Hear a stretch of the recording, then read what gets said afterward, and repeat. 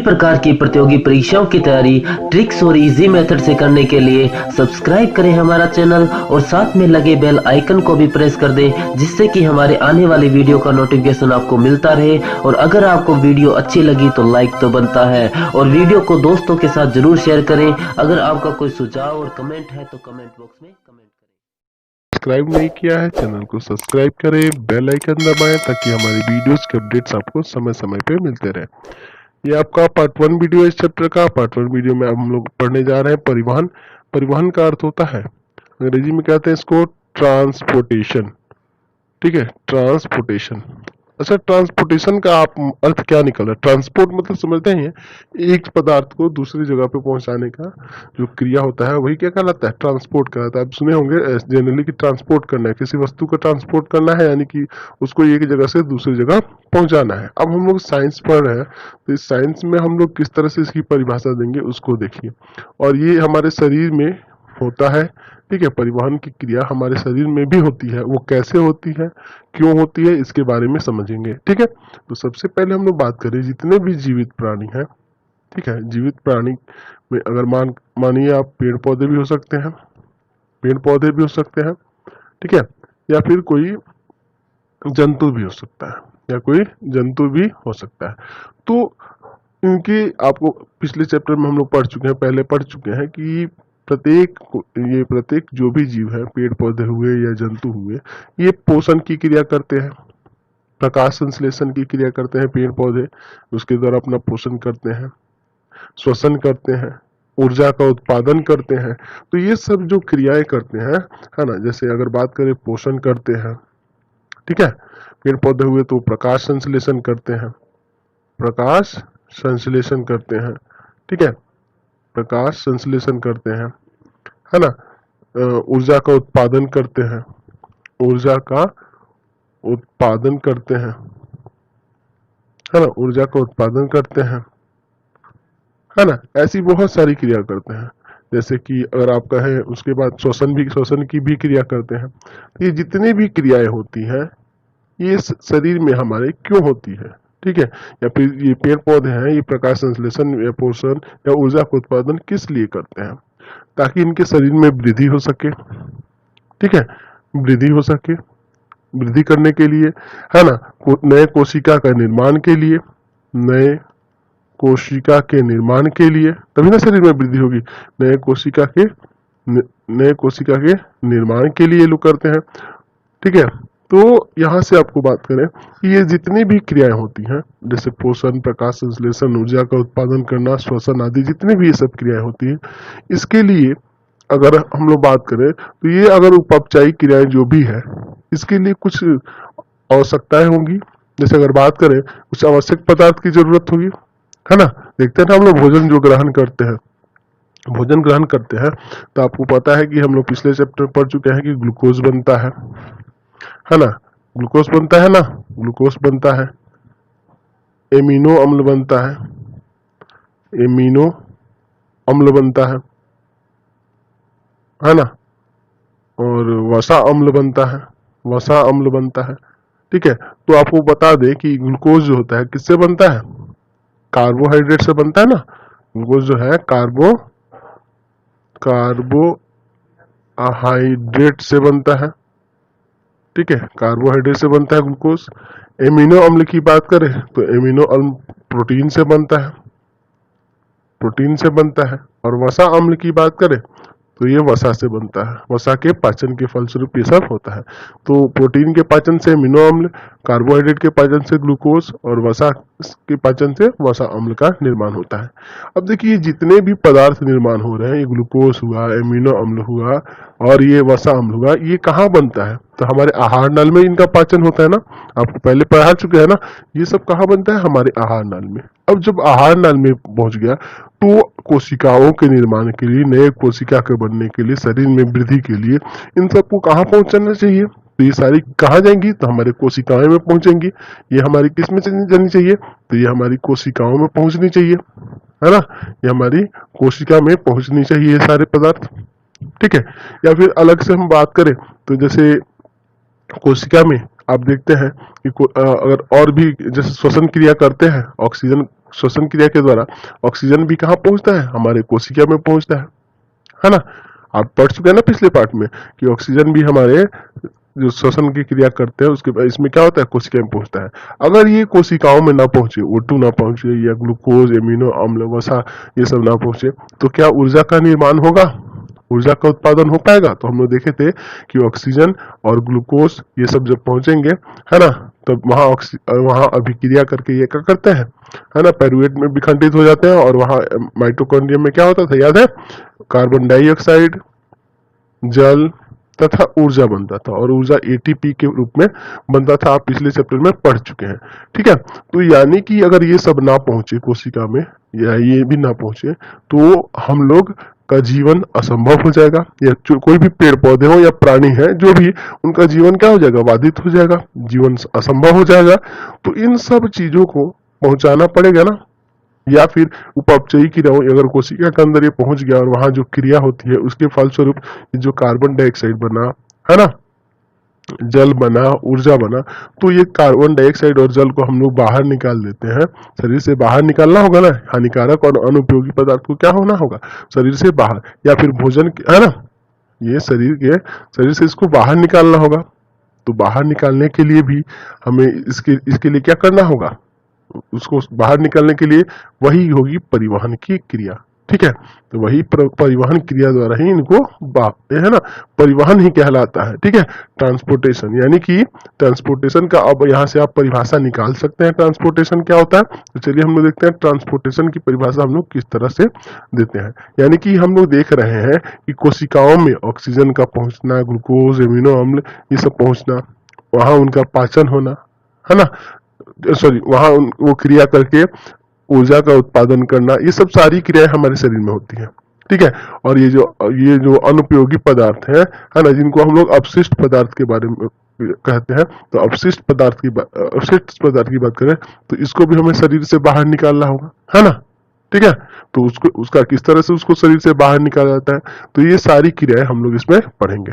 यानी कि कोशिकाओं में जो उपयोगी पदार्थ है उनको कोशिका तक पहुंचाने और अनुपयोगी पदार्थ को कोशिकाओं से शरीर से बाहर निकालने की जो क्रिया होगी वही परिवहन होगी। तो परिभाषा इसका किस तरह से लिखेंगे, देखते हैं इसको। तो यहाँ से ऐसे परिभाषा लिख सकते हैं कि उपयोगी पदार्थों का उनके मूल स्रोत से शरीर के प्रत्येक कोशिका तक पहुंचाने, है ना, उपयोगी पदार्थों को, जैसे ग्लूकोज हुआ, एमिनो अम्ल था, वसा अम्ल था, इन सबको कहाँ पहुंचाना, शरीर की कोशिका तक पहुंचाने, तथा अनुपयोगी और हानिकारक पदार्थों को कोशिकाओं से निकालकर गंतव्य स्थान तक पहुंचाने की क्रिया को परिवहन कहते हैं। यानी पदार्थों का परिवहन का मतलब समझ गए कि उपयोगी पदार्थ जो होगा उसको कहाँ पहुंचाने, कोशिका में पहुंचाने, है ना। देख रहे थे ना, अभी बताया था ना आपको, जो बन रहा है, क्या बन रहा है, ठीक है।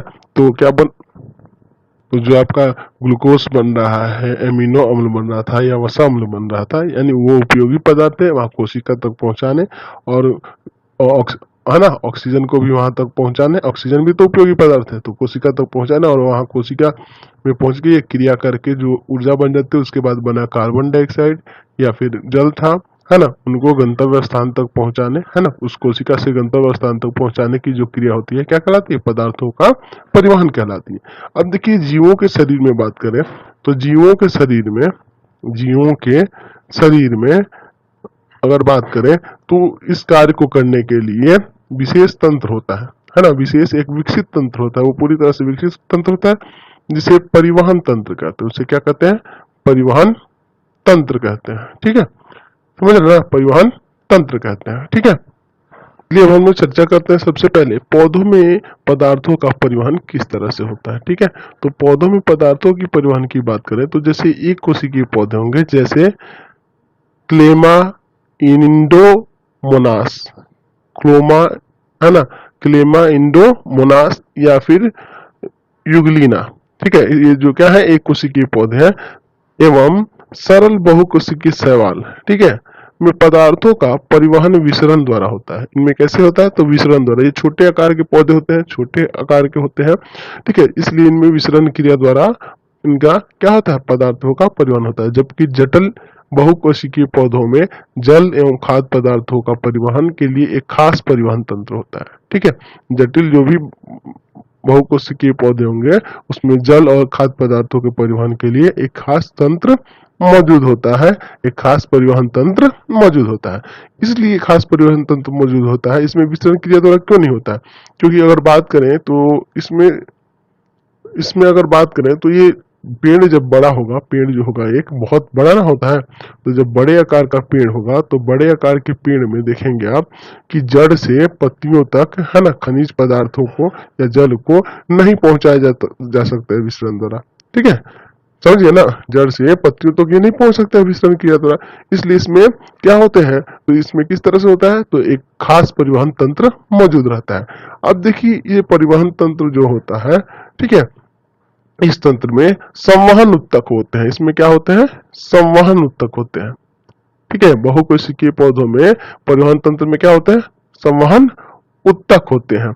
और ये संवहन उत्तक लंबी लंबी नलिकाओं के रूप में होते हैं। ये किस रूप में होता है, तो लंबी लंबी, है ना, लंबी लंबी नलिकाओं के रूप में होते हैं। ठीक है, अब देखिए किस तरह से क्रिया करते हैं। तो ये संवहन उत्तक की बात करें तो दो तरह के संवहन उत्तक होते हैं। एक होता है जाइलम, एक होता है जाइलम, अंग्रेजी में XYLEM, जाइलम, और दूसरा होता है फ्लोएम। दूसरा क्या होता है, फ्लोएम। ठीक है, दूसरा होता है फ्लोएम। फ्लोएम की बात करें तो PHLOEM। ठीक है, जाइलम और फ्लोएम होते हैं। ठीक, अब देखिए अगर हम बात करें तो ये कहां से कहां तक होते हैं जाइलम और फ्लोएम, तो ये जड़ से लेके पेड़ के जड़ से लेके कहां तक होते हैं, तो तना से होते हुए पत्तियों तक फैले होते हैं। ये जड़ से लेकर यानी कि पूरे पेड़ में फैले होते हैं पत्तियों तक, है ना, जड़ से होते हुए, तना में होते हुए पत्तियों तक फैले होते हैं। अगर आपको पत्तियों में देखना होगा तो पत्तियों में ये सिराओं के रूप में दिखते हैं। जैसे अगर पत्ती हो गई इस तरह से, तो पत्ती में आप ध्यान से देखिएगा तो इस तरह से आपको रचना दिखाई देगी, है। ठीक है, ये क्या होते हैं, ये संवहन उत्तक ही होते हैं, जाइलम और फ्लोएम ही होते हैं। ठीक है, अब इनका क्या काम है, तो ये क्या करते हैं कि जड़ से खनिज लवण और जल को अवशोषित करके जड़ द्वारा पत्तियों तक पहुंचाते हैं। ठीक है, ये क्या काम करते हैं कि जो भी खनिज पदार्थ यानी कि जल होगा, है ना, या फिर जल होगा या फिर खनिज लवण होगा, इन सबको कहाँ ले जाते हैं, तो जड़ से लेके पत्तियों तक पहुंचाने का कार्य करते हैं। ठीक है, अब आपको पता है कि जब जड़ से पत्तियों तक जल पहुंच जाएगा तो प्रकाश संश्लेषण की क्रिया होगी, है ना, प्रकाश संश्लेषण की क्रिया हरी पत्तियों में होती है ना। ठीक है, और इस क्रिया के फलस्वरूप खाद्य पदार्थ का निर्माण होगा ना, जो पत्तियों के हरे भाग में, है ना, फ्लोएम द्वारा पहुंचता है ना जल। अब देखिए पत्तियों के हरे भाग में क्या होगा, तो क्या भोजन का निर्माण होगा, और वहां पे क्या है, फ्लोएम है, और वही फ्लोएम क्या करेगा कि उसका परिवहन कर देगा शरीर के इसके प्रत्येक कोशिका में, है ना, यानी कि शरीर इसके प्रत्येक भाग में, यानी जड़ में, तना में, सब जगह उसको क्या कर देता है, परिवहन कर देता है उसका। यानी कि यहाँ से आपको पता चल गया कि जाइलम क्या करता है कि जो जल और खनिज लवण है उसको जड़ से पत्तियों तक ले जाता है, और वहां पहुंचने के बाद प्रकाश संश्लेषण की क्रिया होती है। प्रकाश संश्लेषण की क्रिया होती है सूर्य के प्रकाश में, है ना, और प्रकाश संश्लेषण की जब क्रिया होती है तो वहां पे बनता है, क्या बनता है, तो हाँ, भोजन का निर्माण पत्तियों में होता है, हरे भाग में, है ना, पत्तियों के हरे भाग में भोजन का निर्माण होता है, और उस भोजन को फ्लोएम क्या करता है कि उसके शरीर के विभिन्न भागों में, यानी कि पौधे के विभिन्न भागों में, जड़ में, तना में, है ना, उसका स्थानांतरण कर देता है, उसका परिवहन कर देता है। ठीक है, उसको सभी तरफ भेज देता है। और अगर बात करें कि स्थानांतरण करने के लिए ये क्या होते हैं, तो इनको कहते हैं, जाइलम और फ्लोएम को हम लोग किस नाम से जान सकते हैं, तो संवहन बंडल भी कहते हैं। ठीक है, संवहन बंडल कहते हैं, क्योंकि ये क्या होते हैं, तो यहाँ से आपको क्लियर हो गया ना जाइलम और फ्लोएम के बारे में, समझ गया ना। तो जाइलम का काम है जड़ से खनिज लवण को कहाँ ले जाना, पत्तियों तक, और पत्तियों में जब भोजन बन जाएगा प्रकाश संश्लेषण क्रिया द्वारा, तो वहां बना भोजन को क्या करता है, फ्लोएम उसके शरीर के विभिन्न भागों में परिसंचरित कर देता है, उसका स्थानांतरण कर देता है, भेज देता है ना, ट्रांसपोर्ट कर देता है उसका, समझ गया। चलिए अब थोड़ा जाइलम को चित्र के रूप में, है ना, चित्र में देख लेते हैं कि जाइलम किस आकार का होता है, कैसा होता है। ठीक है, तो जाइलम की बात करें तो जाइलम को जल संवाहक ऊतक भी कहते हैं, यानी कि ये जल का संवहन करने वाला ऊतक भी से कहा जाता है। ठीक है, इसमें पाई जाने वाली वाहिनिकाएं एवं है ना, वाहिकाएं एवं वाहिनिकाएं, ठीक है, मुख्य रूप से जल और खनिज लवणों के स्थानांतरण में सहायक होती हैं। ठीक है, तो इसमें पाई जाने वाली वाहिकाएं और वाहिनिकाएं क्या होती है, मुख्य रूप से जल एवं खनिज लवणों के स्थानांतरण में सहायक होती है। तो देख रहे हैं ना, ये गोल रिंग के रूप में ये जो देख रहे हैं, ठीक है, ये वाहिकाएं हैं। ठीक है, और ये जो देख रहे हैं इस तरह से, ये वाहिनिकाएं हैं। ठीक है, अब देखिए ये क्या होती हैं, तो अगर बात करें वाहिनिकाओं की, है ना, वाहिकाओं की, तो ये लंबी नली की रूप में होती है। ठीक है, ये सिलिंड्रिकल फॉर्म में होती है ना। ये वाला भाग देख रहे हैं ना, ये है वाहिकाएं, और ये जो देख रहे हैं ये क्या है, वाहिनिकाएं हैं। ठीक है, इसको कहेंगे वाहिका, है ना, ये वाहिकाएं होती हैं और ये वाहिनिकाएं होती है। ठीक, तो वाहिकाओं की बात करें तो ये लंबी नली के रूप में बेलनाकार रचना है। ठीक है, इसके ऊपर स्थित, है ना, इन कोशिकाओं के बीच, इसके ऊपर स्थित इन कोशिकाओं के बीच जो होते हैं, अनुपस्थ वृत्ति घुल जाती है। इनके बीच में क्या होती है, अनुपस्थ वृत्ति घुल जाती है, जो क्या कर, जिसके कारण क्या होता है कि जल जल है ना, कहाँ पहुंच जाता है, तो जड़ से पत्तियों तक। कहाँ पहुंच जाता है, जड़ से पत्तियों तक पहुंच जाता है, पत्तियों तक पहुंच जाता है। ठीक है, अब उसी तरह अगर वाहिनिकाओं की बात करें तो ये लंबी, है ना, नली आकार की रचना होती है, नली आकार की रचना होती है। ठीक है, और ये दोनों शीर्ष पर पतली होती है, दोनों शीर्ष पे क्या होती है, पतली होती है। ठीक है, ये मुख्य रूप से अगर बात करें तो ये नग्न बीजी, है ना, नग्न बीजी पौधे में, है ना, नग्न बीजी पौधे में, है ना, या फिर निम्न संवाहक पौधे में, निम्न संवाहक, निम्न संवहन पौधों में पाई जाती है। ठीक है, ये निम्न संवहन पौधों में पाई जाती है। ठीक, ये भी क्या करती है, तो ये जल, ये किसको, तो जल को और खनिज, जल और खनिज पदार्थों को क्या करती है, खनिज पदार्थों को, खनिज पदार्थों को क्या करती है, तो जड़ से कहां पहुंचाती है, पत्तियों में। तो यहां से आपको दिख गया है ना, ये जाइलम की नलिका, है ना, जाइलम जो ये नली, जो नली के रूप में जो दिख रही है ना, ये दोनों, ये टोटल मिलके जाइलम होता है। और इसमें, है ना, पाई जाने वाली ये क्या है, वाहिकाएं हैं, और ये वाहिनिकाएं हैं। इसको कहा जाता है वाहिकाएं, और ये होती है वाहिनिकाएं। क्लियर है। चलिए अब थोड़ा फ्लोएम के बारे में देख लेते हैं। चलिए अब थोड़ा फ्लोएम की बात करें तो फ्लोएम ये दूसरा जटिल ऊतक होता है, संवहन बंडल का दूसरा जटिल ऊतक होता है, तथा इसमें पाई जाने वाली चालनीय नलिकाएं, देख रहे हैं ना, ये चालनीय नलिकाएं, ये जो दिख रही है ये चालनीय नलिकाएं हैं। ठीक है, मुख्य रूप से, है ना, मुख्य रूप से अगर बात करें तो इनका कार्य जो है पौधों के हरे भागों में निर्मित भोजन पदार्थ को दूसरे भागों में वितरण करना है। ठीक है, ये क्या करते हैं कि हरे भाग में, जो पौधे के हरे भाग यानी पत्तियों में जो भोजन का निर्माण हो रहा है, उसके दूसरे भाग, है ना, उसे दूसरे भागों में भेजने का कार्य करती है, जिसे हम लोग पहले भी समझ चुके हैं। तो देखिए इसमें अनेक छिद्र होते हैं और चालनीय नलिकाएं, देख रहे हैं ना, चालनीय नलिकाएं लंबी होती है ना, तथा नलिका के समान होती है। ठीक है, ये लंबी होती है और नलिका के समान, एक तरह से नली के समान होती है। ठीक है, इसमें अनेक छिद्र होते हैं, देख रहे हैं ना, ये छिद्र दिखा रहा है ना, इसमें अनेक छिद्र होते हैं, यहाँ भी है। ठीक है, तो यहाँ भी अनेक छिद्र होते हैं। ठीक है, इन छिद्रों द्वारा एक चालनीय नलिका का जीव द्रव दूसरे चालनीय नलिका के जीव द्रव से संबंधित करता है ना, यहाँ से ये दूसरे चालनीय नलिका के जीव द्रव में जाता है। यानी कि बात करें तो यहाँ से भोजन पदार्थ का एक कोशिका से दूसरे कोशिका में इसके द्वारा संवहन का कार्य होता है।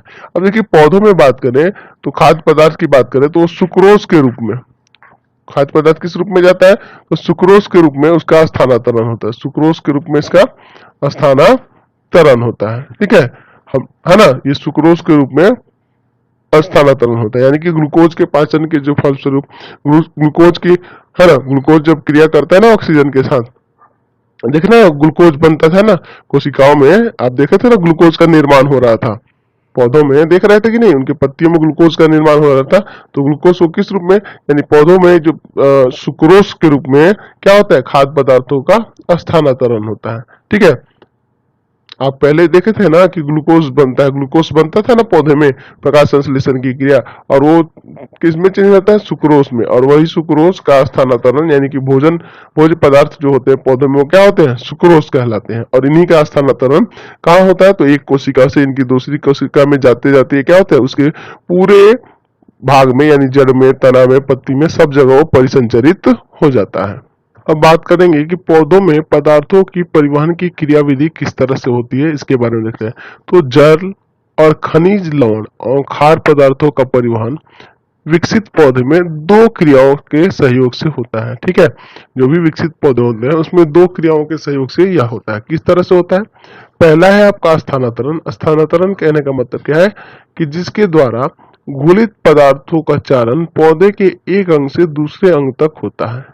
ठीक है, यानी कि एक अंग से दूसरे अंग तक जो क्या होता है, घुलित पदार्थों का स्थानांतरण होता है, यानी कि वहां परिवहन होता है। दूसरी क्रिया होती है वाष्पोत्सर्जन, जिसके द्वारा जल पौधे के बाहरी वायवीय भागों द्वारा वाष्पन के रूप में निकलकर हवा में मिल जाता है, और इसके साथ साथ अवशोषित जल का जाइलम के द्वारा स्थानांतरण होता है।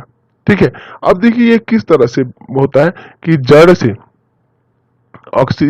से जो जल होता है वो अवशोषित होता है किसके द्वारा, तो जाइलम के द्वारा अवशोषित होकर कहाँ पहुंचता है, पत्तियों में। तो पत्तियों में पहुंचेगा तो पत्तियों में जल पहुंचेगा तो जल कहाँ जाएगा, तो वह जल वाष्पोत्सर्जन क्रिया द्वारा क्या हो जाता है, वायवीय भागों से बाहर निकल जाता है। वाष्पन के द्वारा क्या होता है, बाहर निकल जाता है और हवा में मिल जाता है। ठीक है, वाष्पन क्रिया द्वारा वो बाहर निकल जाता है और हवा में मिल जाता है ना। तभी ना वो पत्तियों में जब खाली स्पेस होगा तब ना उसी स्पेस पे जाके जल एकत्रित होंगे। ठीक है, जल एकत्रित होंगे ना, क्योंकि अब देखिए अगर बात करें तो जितना जड़ से जल अवशोषित होता है उसका मात्र 10% ही पौधों के लिए जरूरी होता है। 10% का ही उपयोग करते हैं, यानी कि प्रकाश संश्लेषण क्रिया के लिए टोटल जल का 10% ही उपयोग होता है। बाकी 90% जो जल बचता है वो वाष्पन क्रिया द्वारा पौधे क्या करते हैं, उसको बाहर निकाल देते हैं, है ना। वाष्पन क्रिया द्वारा क्या करते हैं, उसको बाहर निकाल देते हैं, शरीर से बाहर निकाल देते हैं। यानी कि जाइलम जितना भी जल अवशोषित करके पत्तियों तक पहुंचाएगा उसका 10% का ही उपयोग होता है किस क्रिया के लिए, प्रकाश संश्लेषण के लिए। बाकी 90% जल जो होता है वाष्पन क्रिया द्वारा बाहर निकल जाता है, और फिर उन रिक्त स्थानों पर फिर क्या करेगा, जाइलम क्या करेगा, जल अवशोषित करके पत्तियों तक पहुंचा देगा। तो ये क्रिया हमेशा चलते रहती है। ठीक है, अब हम लोग चर्चा करेंगे कि जल का अवशोषण और परिवहन किस तरह से होता है। जल का अवशोषण एवं परिवहन किस तरह से होता है, तो यहाँ जो चित्र देख रहे हैं ये जड़ के अंदर, ये जड़ के अगले भाग यहाँ है ना, पेड़, ये जैसे देखिए यहाँ पे चित्र, ये पौधा हो गया, ये नीचे जड़ आ गया। अब देखिए जड़ में जो मोटे आकार के है ना जड़ होते हैं ना, और जड़ में से बहुत सारे मूलरूम निकलते हैं, वही ये मूलरूम दिखाया गया है आपको। ठीक है, और ये किस तरह से क्रिया करता है इसमें बात करें तो जितने भी जलीय पौधे होते हैं, है ना, जलीय पौधे मृदा से यानी कि मिट्टी से जल का अवशोषण अपने मूल रोम के द्वारा करते हैं। ठीक है, मूल रोम के द्वारा करते हैं। देखिए क्या होता है कि कोशिका में, है ना, कोशिका रस का परास दाब होता है। कोशिका के अंदर इसके कोशिका रस का क्या होता है, तो एक परासरण दाब होता है। परासरण, है ना, परास दाब या परासरण दाब भी कहा जाता है, दोनों कहा जाता है इसको। परासरण दाब होता है, ठीक है, जो भूमिगत जल से, है ना, अधिक होता है। जो क्या होता है, भूमिगत जल से क्या होता है, अधिक होता है। भूमि के जल से उसका परास दाब अधिक होता है, जिसके कारण क्या हो जाता है कि ये जल विसरित हो जाता है और वो मूल रूप में आ जाता है। ठीक है, और इससे क्या होता है कि मूल रूप में स्फीति आ जाती है, और धीरे धीरे मूल रूप की कोशिकाओं के, यहाँ देख रहे ना, कोशिकाओं के कोशिका रस में पहुंच जाता है। अब ये धीरे धीरे क्या होगी कि विसरित होते जाएगी। अब ये जो जल का अवशोषण हुआ, ये विसरण द्वारा आगे इसमें बढ़ेगा, और ये ऐसे एक चेन बनाकर ये कहाँ पहुंच जाएगा, तो जाइलम में पहुंच जाएगा। कहाँ पहुंच जाएगा, जाइलम में। अब जब ये जाइलम में पहुंच जाएगा तो जाइलम में पहुंच के ये क्या करेगा, आगे पत्तियों तक पहुंचा देगा जाइलम इसको। ठीक है, तो अगर ये जो बात करें तो मूल रोम के द्वारा एक दाब आरोपित होता है जिसे मूल दाब कहते हैं। उस मूल दाब के कारण ही ये क्या होता है, जल जो होता है आगे बढ़ता है।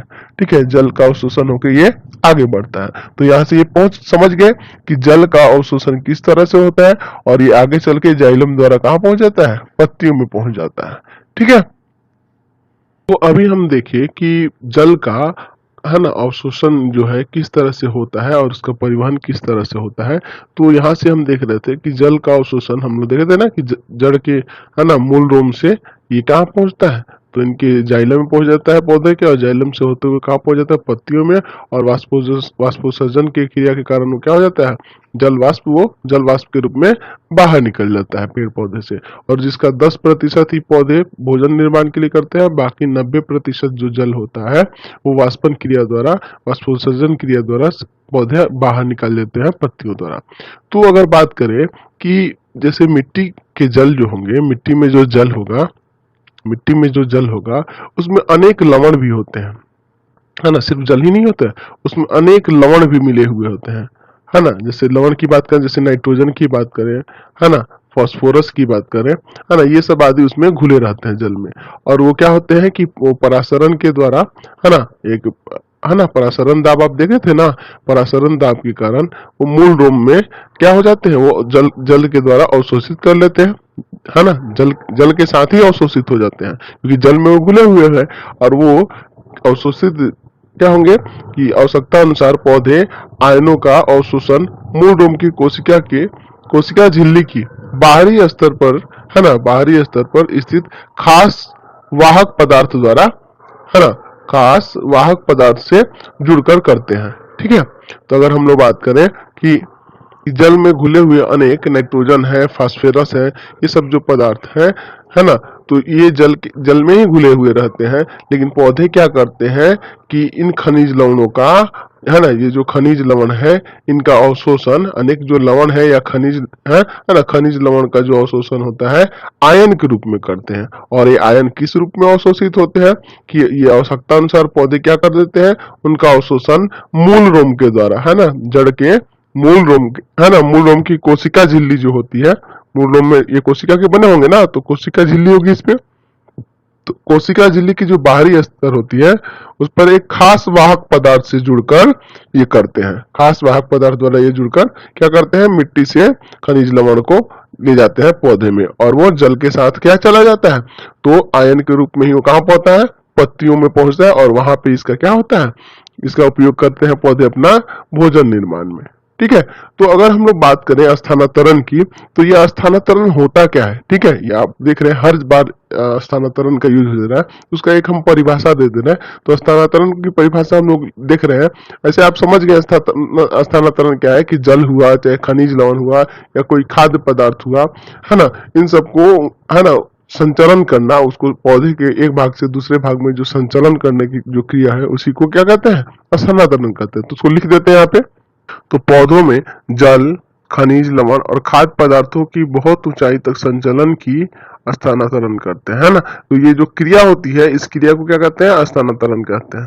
ठीक है, ऐसे लिख सकते हैं, पौधों में जल, खनिज लवण, खाद्य पदार्थों के संचलन को स्थानांतरण कहते हैं। संचलन को कर दीजिए बस, संचलन को स्थानांतरण कहते हैं, या संचलन को ही स्थानांतरण, ये भी ठीक था। ठीक है, वो भी ठीक था और ये भी ठीक था।